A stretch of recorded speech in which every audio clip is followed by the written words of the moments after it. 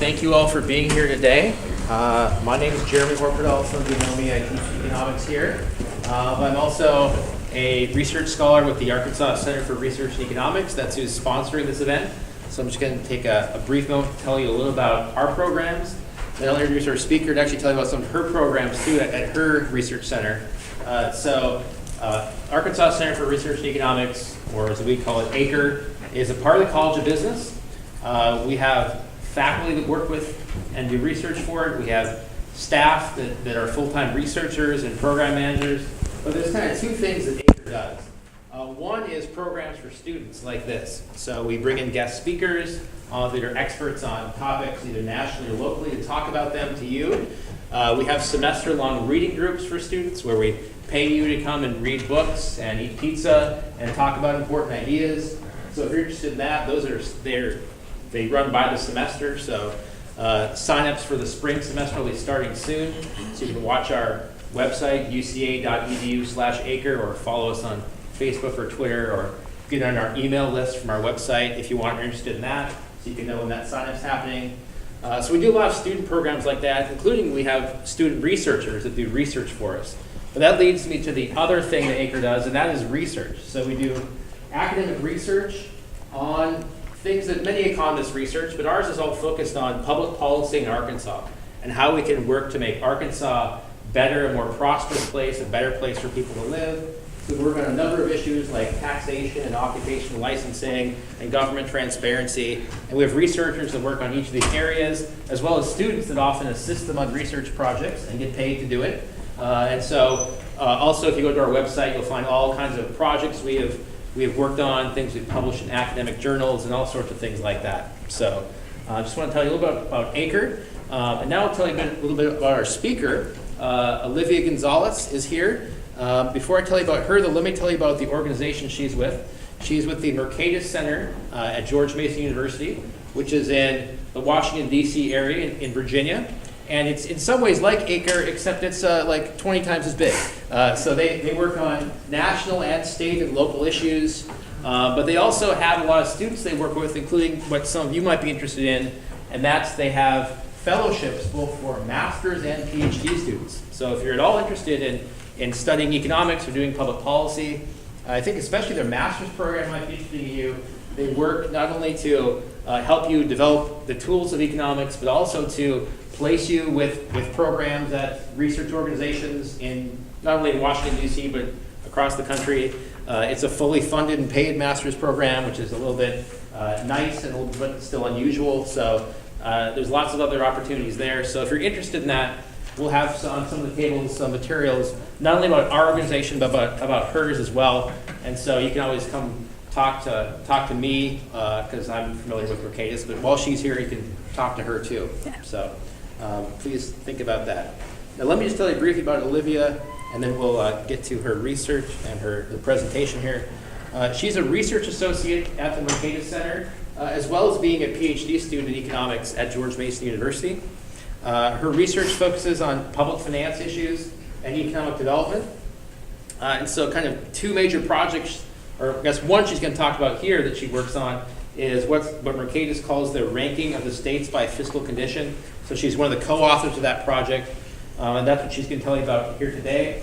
But her work has also been cited in media outlets, and she's written op-eds for U.S. News and World Report, the Tribune News Service, Real Clear Policy, the Richmond Times-Dispatch, and the Philadelphia Inquirer. She contributes to blogs called Neighborhood Effects and The Bridge, which are very good blogs covering public policy topics.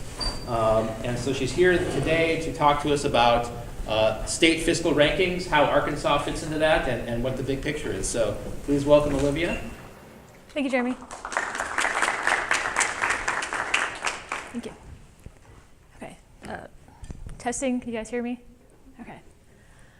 I want you guys to think about Arkansas. I want you to think about Arkansas's finances. If you just think in your head for a moment, just think about what your perception is about Arkansas and how they manage their finances. Something we did at Mercatus Center with Eileen Lacrosse, we looked at all 50 states' financial reports. We looked through all their numbers, and we created an index to kind of assess that question. How well are each state managing its finances? And then we ranked all 50, from 1 being the most fiscally healthy to 50 being the least fiscally healthy. And if I can get a couple of good sports, I would like to ask you specifically what your perception is before I dive into how we evaluate it. So do I have anyone here who's from Arkansas that would be willing to guess where Arkansas is ranks? Yes, you up there. 42. 42? Okay, thank you. That's a good guess. Anybody else? 35. 35? Okay. Do we have anyone from outside of the state of Arkansas that would like to guess? I don't know if you guys are mostly from here, but okay. So we have 45, 42. Okay. Arkansas is actually ranked 25 for their fiscal health. Not too bad, not amazing, but today we'll be getting into what exactly goes into that number, what it means for a state to be fiscally healthy, and we'll also look at a bunch of other states to kind of assess that question. First, let's look at Arkansas's neighbors. There's Texas and Missouri here. So Texas and Missouri were pretty close to Arkansas, middle of the pack range, and then we have Louisiana and Mississippi.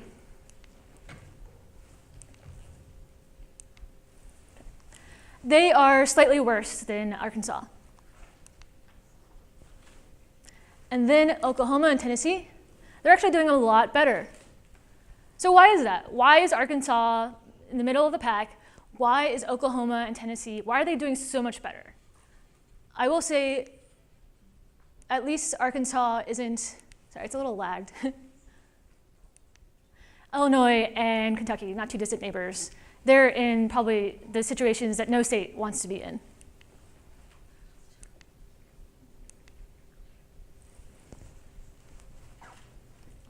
Okay, here's a map of all 50 states. You don't have to remember this right now. We have this on our website if you'd like to dig more into specifically where your state ranks, whenever you'd like. We can also come back to this in the Q&A section if you want me to highlight any of these in particular. Who is number 1 from that? Nebraska, followed by South Dakota, Tennessee, Florida, and Oklahoma. Something that's interesting about the top 5 is, sure, they make the top 5, but none of them are doing really well all across the board. As I'll get into later, important areas will be like how much cash you have on hand, as well as your debt, and a few other metrics. But these states tend to do really well when it comes to their long-term liabilities, and that's why they have a competitive edge that brings them to the top. But they each have their own issues, so it's kind of nuanced. For the bottom 5, on the other hand, they're pretty bad all across the board. Kentucky, Massachusetts, New Jersey, Connecticut, and Illinois, they don't do well in almost every category that we look at. So we'll just have to keep them in mind for later. But this really gets at the main question I'm here to help answer today. What does it mean for a state to be fiscally healthy? We assess 5 main areas to help us answer that question. And the first category we look at is cash solvency. And so this measures how much cash a state has on hand in relation to their short-term bills. So to compare this to your personal budget, your personal finances as an individual, this is like the money you have in your checkings account to pay for monthly expenses like entertainment, maybe gas if you have a car, groceries. So more is generally better to be prepared for any of those short-term bills. The next category is budget solvency. Okay, and this measures how much each state, how much revenues they have on hand in comparison to their expenses. So just like you would hope to have more income coming in every year, more so than your expenses, we assess states the same way. You want to have more revenues than expenses. The next category is the long-run solvency area. It's exactly what it sounds like. It's all the long-term bills that states have to pay down every year. These can build up if you don't pay them down. They're things that aren't due right now, but you should be paying them down. And I want to compare this to, for an individual, what it's like to run a business. So actually, has anyone here ever wanted to start a business? Raise a hand, interested in starting a business. So as you probably know, one of the first things you have to do when you start a business, most likely, is take out a loan. So right off the bat, before you even open up shop, you have money that you owe. And in economics, we call this fixed costs. They don't vary with how much you produce, and you have to make sure they're not too high, so they don't cut into your profits. And if they rise very high and you don't bring in enough money, eventually you have to question whether you should keep operating or not if you can't even cover your fixed costs. So I think this is a helpful analogy for state finance because although states will never technically go out of business, they're not leaving or anything, they'll be there, but they can have the tendency to accumulate, and in fact they do accumulate fixed costs. And when this happens, when those fixed costs grow, it cuts into other things that they should be providing or want to provide. For example, public services. If your fixed costs rise too high and then your citizens want to demand more public services, whether it be better infrastructure, better roads, something like that, the higher your fixed costs are, your previous commitments are, the harder it is to commit to future public services. So I spend more time on that one because it's one of the biggest issue areas for the states. And I'll get more into this later. Sorry. The next category is trust fund solvency, and it actually zooms in on a portion of long-term liabilities, primarily pensions and retirement costs for state governments. And a pension is something, it's similar to a 401k, if you're familiar, that businesses offer in the private market. It's basically the accounts that state governments set up for their employees so they have something for when they retire. The issue with state pensions, though, is because of the way they're structured and because of political influences, they aren't always fully funded. So when they are supposed to be paying down certain amounts every year, they're not always paying the full amount. And so that causes their unfunded pension liabilities to grow, and then that moves states down in the trust fund solvency area. The next category is service level solvency, and it specifically looks at states' taxes, spending, and revenues in relation to their state income. So what that's trying to get at is like their affordability of their public services. If you have too high your taxes are too high, or you have if your taxes are too high in relation to your state income, you don't have much fiscal slack, is what we'll call it, to suddenly increase more spending if you want to increase your funding towards public schools or infrastructure or something like that. Okay, those are the 5 main areas: cash, budget, long run, trust fund, and service level solvency area. And now we'll look at those areas over time for all 50 states. We looked at for the period between 2006 and 2016. We stopped in 2016 because that was the year in which all 50 states had their financial reports available. There's a bit of a lag in how they publish them. Okay, for the first category, cash solvency. This shows the average cash each state has in relation to their short-term liabilities. We also call it a quick ratio. As you can see, this is going up over time. This is not something we should be concerned about of all the different areas we look at. In general, we recommend that states have at least 2 times the cash necessary to pay for their bills. As you can see, most states are well above that benchmark, at least on average. So I'm not very concerned about this area. States are doing pretty well when it comes to their short-term bills. The next category is budget solvency. And this is a little more alarming. This plots the average surplus or deficit per capita for the states. And generally you want a surplus and generally don't want a deficit. And so on average, most states have been perfectly fine. They've had surpluses, as you can see, through most years. In 2009, most states had a deficit. Most states owed money on their short-term bills. And that's why you see a huge deficit of almost $600 per capita. Most states recover by 2011, but then you see another deficit drop in 2016. And so that means states are starting to owe more. At least on average, they are experiencing deficits. It's too soon to really know what's going on there. I wouldn't say it's as alarming as the most recent financial crisis, but something to keep an eye on. Okay, long-run solvency. That area that I highlighted, it's very concerning. So this plots the long-term liabilities in relation to total assets for the states on average.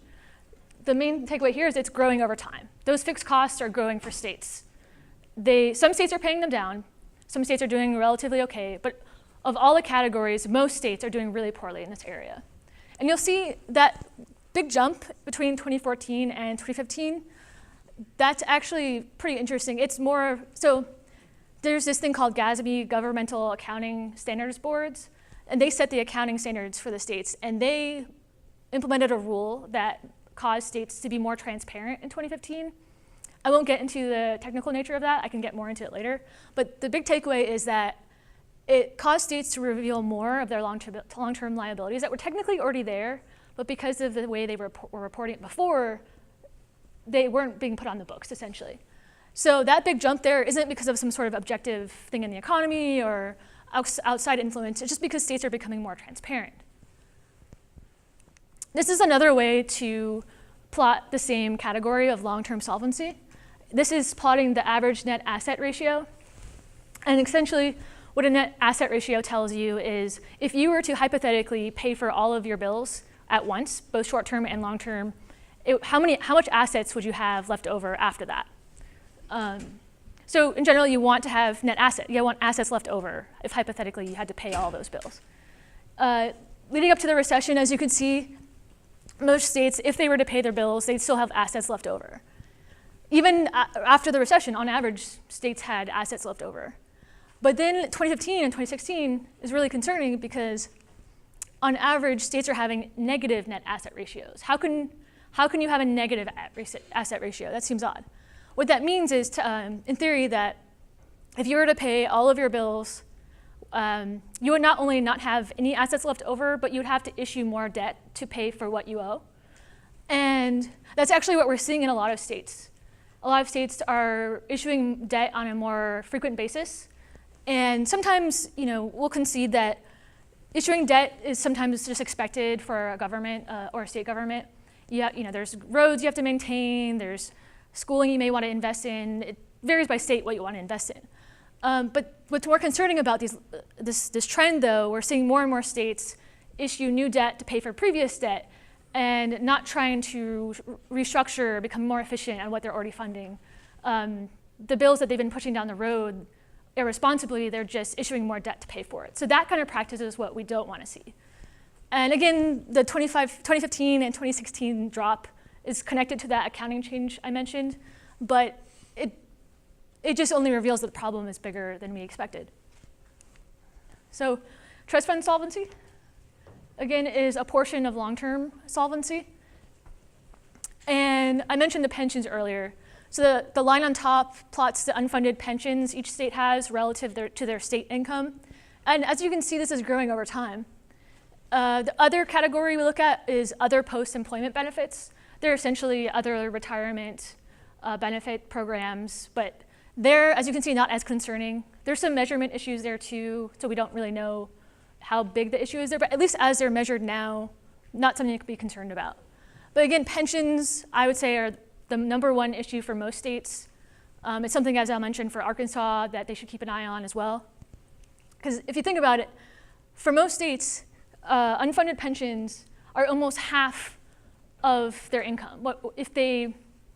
So if you think about how you budget for school and your expenses, most people would say that one of your largest expenses will be your housing or something like that. And that maybe it gets egregious if it gets close to 1/3 of your income or even half.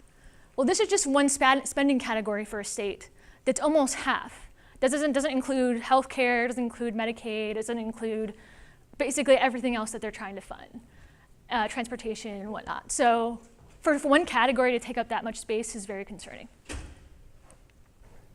This last category is service level solvency. And I think this picture helps plot just the general effect of the recession on the states when it comes to their taxes, spending, and revenue. As you'll see, leading up to 2008, most states' revenues exceeded their expenses. Most states had surpluses, which is good. But as soon as you hit 2008, that kind of flipped. So states are now having more expenses than their revenues, leading to deficits for most states. And there's a couple years of that budget gap for most states. And then by 2011, most states recover, at least on these metrics. But then you notice, as we get closer to 2016, the gap is narrowing again. So we don't have enough data points to see if it's flipping again, we had to have expenses over their revenues again, like we did in the recession. But it just definitely seems like there's more pressure happening there that we should keep an eye on. Oops. What about Arkansas? Obviously, Arkansas has a lot going for it. But why is it 25? Why isn't it doing better? Why isn't it doing it worse? Why isn't it doing worse? You know, I don't want to be too hard on Arkansas, but here's a quick snapshot of Arkansas's finances. This is taking 4 of the 5 categories I was just describing. I excluded service level solvency because I just feel like these 4 are the most informative for you. The first 2 are metrics that when they're higher, they improve Arkansas's ranking. And then the second 2 are ratios that when they are higher, they weaken a state's ranking. So the first 2, Arkansas is doing pretty well. They have plenty of cash on hand to pay their short-term bills.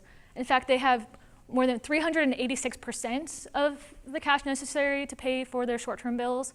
That's really good. I wish I had that much cash on hand in relation to my bills. And then when it comes to their budget solvency, they faltered a little bit as a result of the recession, but that's understandable. They had a short deficit in 2008, 2009 too, I think. But as of 2016, they have a surplus. They have revenues exceed their expenses by 4%, so a nice cushion there. Where it becomes problematic is for their long-term solvency areas. As you can see, their long-term liabilities have grown from 21% to 33% of the state's total assets. Like I mentioned earlier, their fixed costs are rising. Within the long-term liabilities, their pensions, specifically their unfunded pensions, have grown from 16% of the state's income to 41%. And so that's not quite the same level of the national average, but they're pretty close to the national average. They have, not quite half, but about 40% of their state's income is made up of unfunded pension obligations. So when I look at this, I would say Arkansas is really doing really well in their short-term measures, but needs to keep an eye on their long-term measures. And just to plot Arkansas over time, this is their ranks over time compared with their neighbors. And as you can see, Arkansas went up in 2007, but has pretty much reached, seems like a stable equilibrium around 25 since then. And these are the other states. If you have any questions about them later, we can go into more detail. Okay, institutions. In this study, I just went through a lot of metrics for these states, like how much cash they have on hand, how much liabilities they have. But something we really want people to also focus on is a state's institutions. And what that is the rules that states have that govern how they budget, how they accumulate debt, how they make debt, how they pay down debt. You can have any numbers that we mentioned before, but what really matters and influences those numbers is how you are structuring your rules to govern the legislative and budgeting process. And so, for example, number 1 was Nebraska, right? They technically had a shortfall in the most recent year we looked at. They didn't have enough revenues to cover all of their expenses, but the reason why they're number 1 is because their long-term liabilities are so low in relation to everyone else. That's the competitive edge that gets them to number 1, because that's one of the biggest issues states have. They actually have an institution or a limit in their constitution on debt. It limits how much debt they can have on hand, almost zero debt, essentially. And so that's what's a contributing institution to why they are where they are at. There's some other institutions that are helpful for states are balanced budget requirements, so that at the end of the year, there's a rule that would require you can't move forward until your budget ensures that revenues, your balance budget is balanced, basically. Sorry, it's tongue-tied. Other good rules are to create a rainy day fund. And a rainy day fund is essentially an account states can make to set money aside into it to save for a rainy day, what it sounds like. So if a recession were to hit tomorrow, they'd have this nice cushion of cash to pull from. And an institution that Arkansas has that I will commend the state for is it's something called the Revenue Stabilization Law. And it ensures that in any given year, when less revenues come in than expected, it will automatically not fund certain programs. It helps prioritize when there's a shortfall, which programs to not spend in that year. And so that's a nice, really helpful thing to have because of political pressures, if you don't have rules like that, the incentive is to continue to create new programs and fund things in a certain way that it's putting a lot of pressure on the budget. Whereas rules like that help have something set ahead of time for politicians to follow, or policymakers.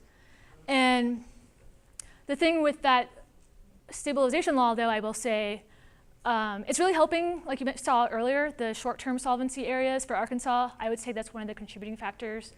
But they're still struggling with the long-term issues. So even though that institution is helping with year-to-year basis, balancing their budget and things like that, I would say there should be more work done on their pensions and their long-term liabilities, making sure they're being paid down. Okay. There was a couple other lessons we learned from the study that I'll overview here, and we can spend more on each of them if you want.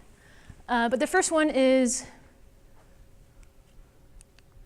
we learned that it really matters where you're getting your revenues from. So most states get their revenues from income taxes, sales taxes, and it's generally better to have it more diversified. There's trade-offs to implementing different forms of taxes. But some states, like Alaska, North Dakota, and Wyoming, have a large portion of their budget relying on their oil taxes. And they might consider, and it is often a blessing for a state to have a lot of resources, but when you implement the structure of your tax system to heavily rely on it, it makes your budget really volatile. So what I mean by that is if suddenly oil prices go up, oil production is booming, your budget will look great. You'll have more revenues coming in. You can either use that to pay down debt, or you can, what most likely will happen, implement more spending programs. But when you do that, it's not taking consideration what can happen when oil prices go down in the event of an economic downturn. And when that happens, it puts a lot of pressure on your budget, because I think some of these states even had almost, I can't remember, 10% of their budgets at least in relying on oil taxes. And that might sound low, but in relation to other funding sources, that's pretty high for such a volatile source. And so for these states that I mentioned, Alaska, Wyoming, and North Dakota, their budgets are a lot more volatile. They go up and down a lot over the years.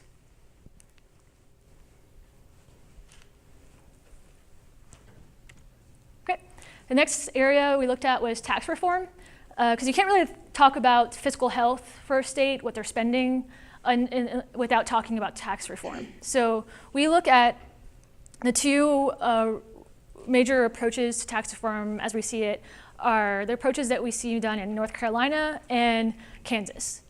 So first there's North Carolina, that when they implemented their tax reform, it was a big overhaul of their system in which they mostly lowered rates, tax rates. They broadened the tax bases by removing tax exemptions, but they also kept an eye on their expense side of the equation. They got rid of a lot of subsidies to film companies.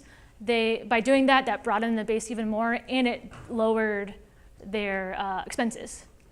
So, but Kansas, on the other hand, they lowered tax rates, but they also narrowed the tax base even more. They amended some tax credits. But on top of that, they didn't really keep an eye on their spending side of the equation.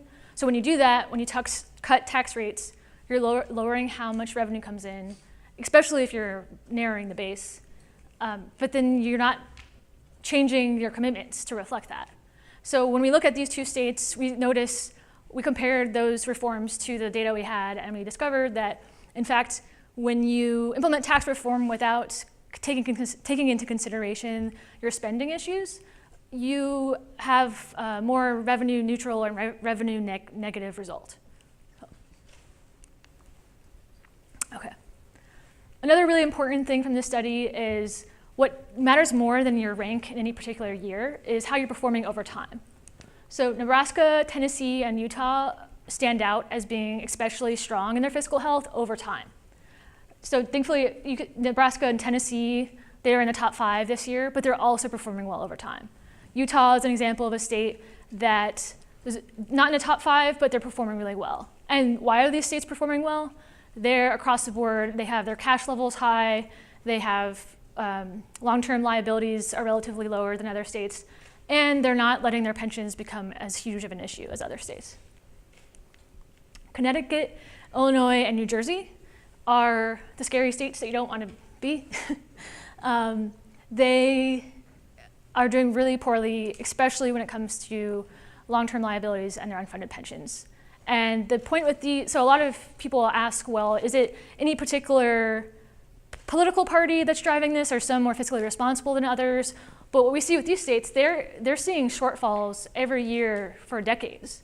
They have what they're called structural deficits. So regardless of what administrations that are running these states, they have this fiscal culture of issuing debt to pay for things, and then when they're owed on that debt, issuing more debt.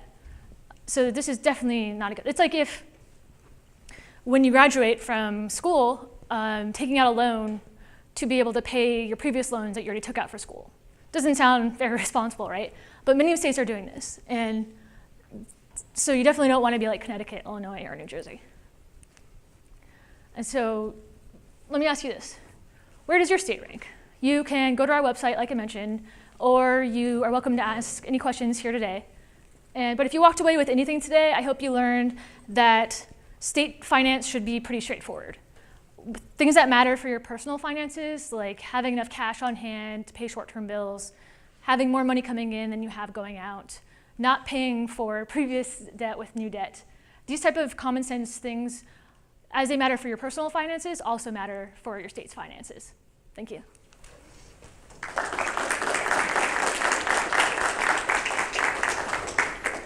Okay. Do we have any questions?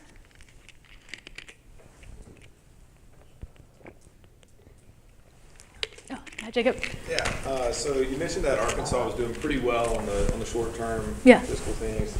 Maybe not as well on the long-term. Yeah. What are some things that maybe Arkansas could look at changing to help improve on the long-term front? That's a good question. So I mentioned the rainy day fund thing. They do technically have a rainy day fund, but it could be better structured. Some of it is tied to volatility in the market, but not completely. So if they could improve the structure of the rainy day fund, that could help ensure that they have money waiting for them if there are to be a recession tomorrow in the next 10 years. But aside from that, I would say also focusing on their pensions. And it doesn't seem like a big issue right now, also because they are very generously measuring their pensions. They're actually not as funded as their state reports report them to be.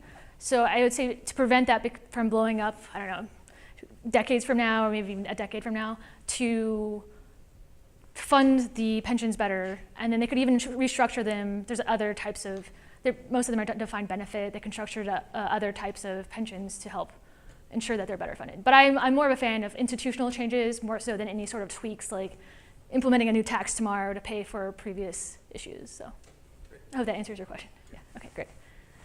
Anyone else?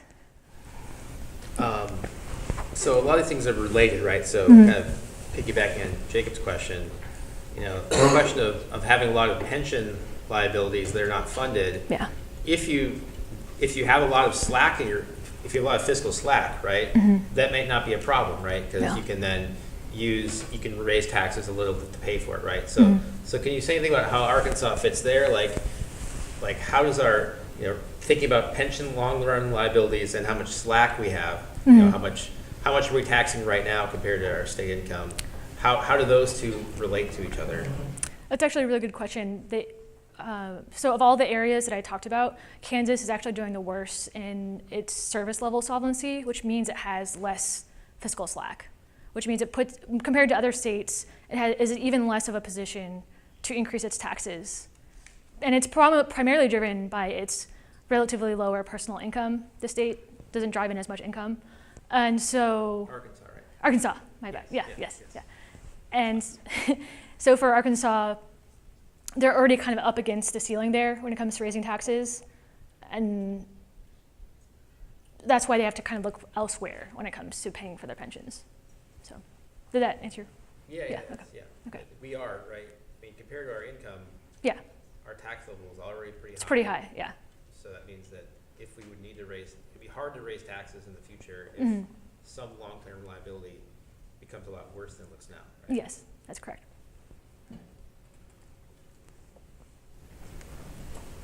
Yeah, Chrissy. I know you recently wrote an op-ed about some stuff that Texas wasn't doing very well. And Yeah. I love hearing about it when Arkansas is doing better than Texas. So maybe you could tell us a little bit about that op-ed and about a way in which we're doing a good job, and something that, you know, people in other states, there are probably some students here who are from Texas or who will someday move to Texas. Maybe you could tell us a little bit about the difference between our state and that state. Sure, that's a really good question. Yeah, Texas, they're doing well when it comes to how we look at them, at their finances, but that's largely driven by their booming economy right now. They also objectively have pretty high unfunded pensions, but that's concealed by the fact that they have a really large personal income in the state. So there's like this approach to public finance that if, oh, in economic times, I don't have to worry about raising more taxes, I can just pay, like, coast on that and have that deal with my financial problems. That's kind of what Texas is doing, but I would argue it's not very sustainable, because especially if you're implementing new programs during this time, it's kind of, especially when it comes to pensions, they're depending on a very unpredictable thing like the economy to fund something that is very objectively an important commitment they've already made to their employees. And so in that sense, Arkansas is doing better because they're not hoping to get out of their fiscal messes through the economy. You know, I would say that's what's going on. So, any other questions?